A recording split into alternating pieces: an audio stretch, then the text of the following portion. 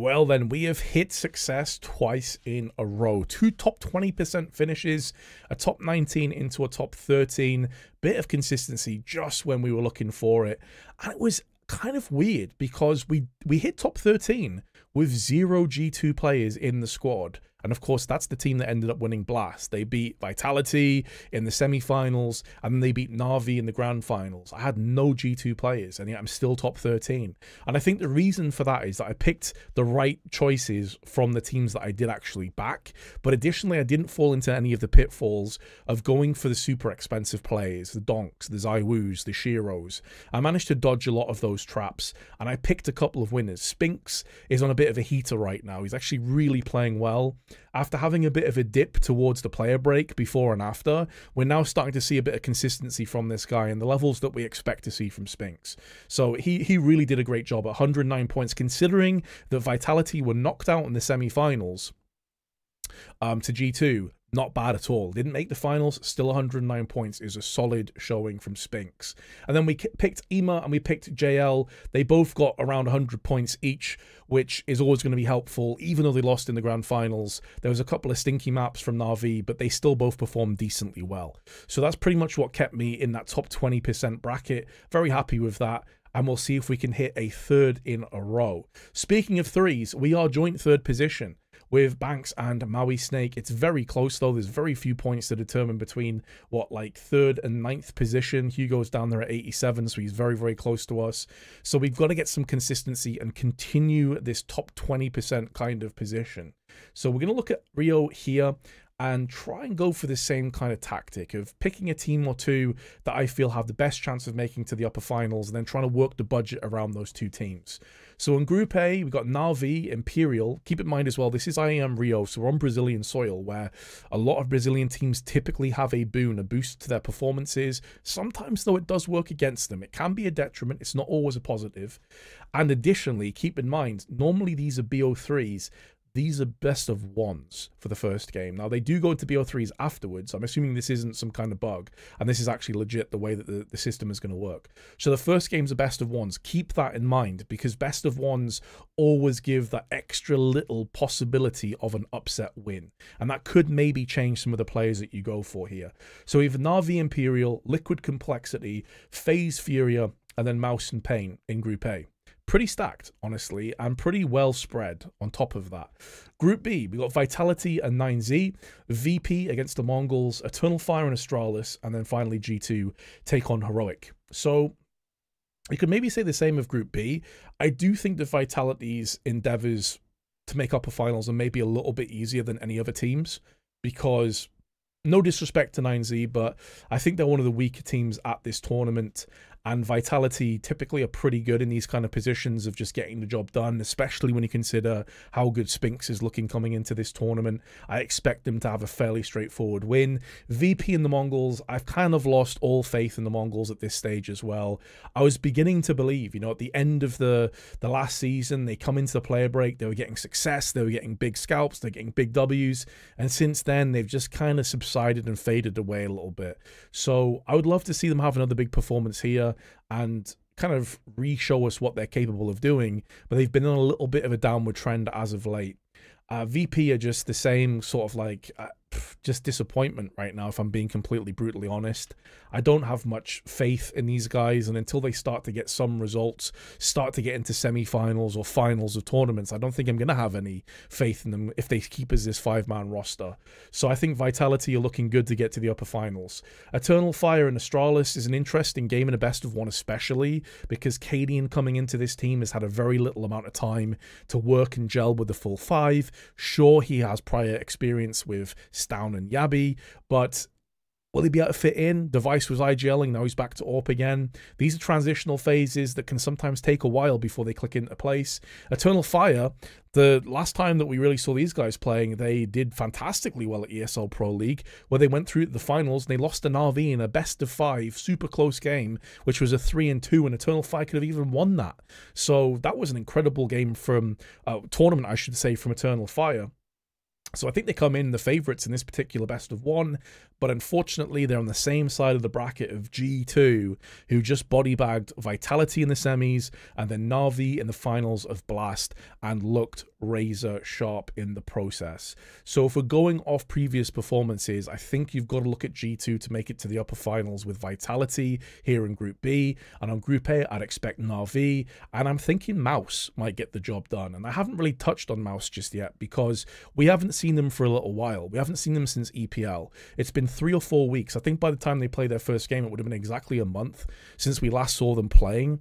They lost to Complexity twice at EPL, of course, losing 2-0, I want to say, both times. And they also lost to Imperial as well. So EPL was a really horrible result and a horrible tournament for Mouse, but they're also one of the teams, especially players like Brolan, that were very outspoken about like the whole burnout that players were facing at the time, which was going into the player break just a few months ago, and talking about how much it's like weighing on him and how poor it is to play through these conditions and things of that nature. Well, you've had a month away now. They haven't had any official games.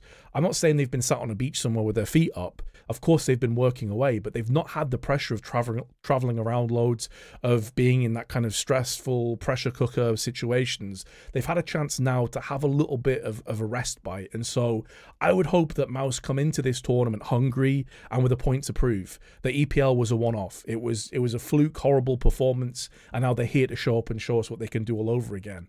I think some people are going to be overlooking Mouse just a tad because of the accolades that Na'Vi and G2 have been picking up as of late, but I think Mouse are potentially a bit of a sleeping giant. FaZe, though, did play well at Blasters. Additionally, they actually surprised me just a little bit. So if it does end up being Mouse against FaZe on best of 3 semifinals, that is a potential real interesting game and matchup.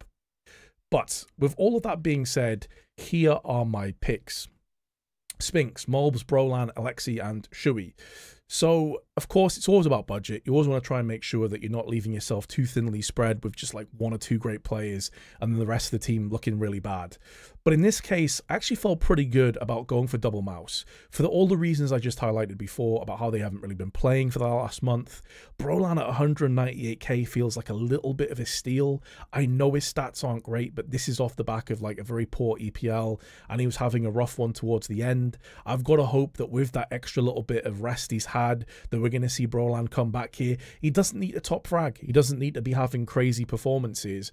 For 198k, if he gets me like plus 30, plus 40 points, jobs are good and as far as I'm concerned. But I think that 198k is too good to overlook, and Mouse have the capabilities to actually go through to the upper finals. Hell, if we're being honest here, if we went back a few weeks or like even a couple of months, Mouse were like up there with Na'Vi as the best team on the planet, right? Like they were winning tournaments, they're getting through to the finals. Exertion and Jimmy were popping off. Torji was having some great performances as well. So this is a team that's still capable of doing really big work. And for such a low investment of my overall budget, I think double stacking actually makes sense for this gamble.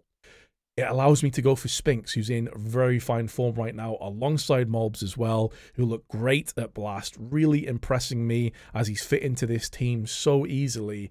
And then I can also go for Na'Vi in the form of Alexi. The problem is for some of these teams, especially Na'Vi, is that because of the success they've been having, their players have just gradually been getting boosted further and further up in terms of price. I remember when Ema was like 203, 206k. He's now 213. So the only real budget player on Na'Vi is Alexi. I mean, you'd expect it, right? They are a pretty even keel team. That sure bit typically is going to be their best performer, but you sometimes have JL, Ema, Wonderful, will chip in and do most of the work for them. On G2, there's 2 kind of budget players. I guess you could say Snacks is the main one, but he kind of falls into that same territory as Carrigan for me, where yeah, you play for a team that's going to win a lot of games, but your individual performance is so lackluster that it may not end up mattering. You may still drop some minus points, and if G2 bomb out and they lose early on, Snacks is almost guaranteed to have a lot of minus points, so it just doesn't seem worth it. And Hunter, 204k for Hunter is not bad at all, but I think this is a bit of a false narrative. His individual performance has been dropping ever so slightly in favor of malbs actually performing much better. So I think 204... I was thinking of going for 204 on Hunter and then like boosting up one of the extra players, but I decided against it. I'm going to believe in the Guatemalan himself to put on a clinic here with that 213k price tag. And for Vitality, I thought of going for Mezzi, but I want to be backing Spinks here. I think he's in very good form in the last couple tournaments that I've seen from him, and I think he's in that kind of form where he is going to get me almost guaranteed points. Vitality starting against 9Z, then playing against, like, what was it, VP and the Mongols. I think Vitality can have a field day here, and I think Spinks is going to be front and center of that. So that's going to be my team. We're going to have Multi-Fragger on Spinks, Headshot Machine on Malbs. By the way, if you didn't know this, Malbs' headshot is 64.8%. It's absurd. It's like one of the highest of any player. And keep in mind, it's not like one of those players that's getting 5 or 10 frags. Like, he's dropping 20, 25 kills and still has a very high headshot percentage. So damn good. Also a very high T rating percentage as well, if you want to go for that. We got Brolan on the attack, Alexi as support, and then finally Shui on the leader role. I thought of switching these two around and having Na'Vi as the leader role, but as I'll show you here, actually, 50% leader, only 31% on the support. But maybe I'll switch that back over at some point, because I feel like Na'Vi almost guaranteed wins, whereas Mouse are a little bit more of a gamble. I'm not sure. I might switch that, but that's going to be the only change that I make, if I do make any at all. So there's my team for IEM Rio in the group stages. What is your team, and how are you doing so far on this season, by the way? Some of you have been pretty regularly commenting on how you've had ups and downs, but I'm really curious if any of you guys are actually like up there in the top percentile, because I think I've done pretty well in these last 2 games, but I had a very slow start, so I'm not as high as I could be. But we'll see if I can make it 3 in a row. Catch you in the next video.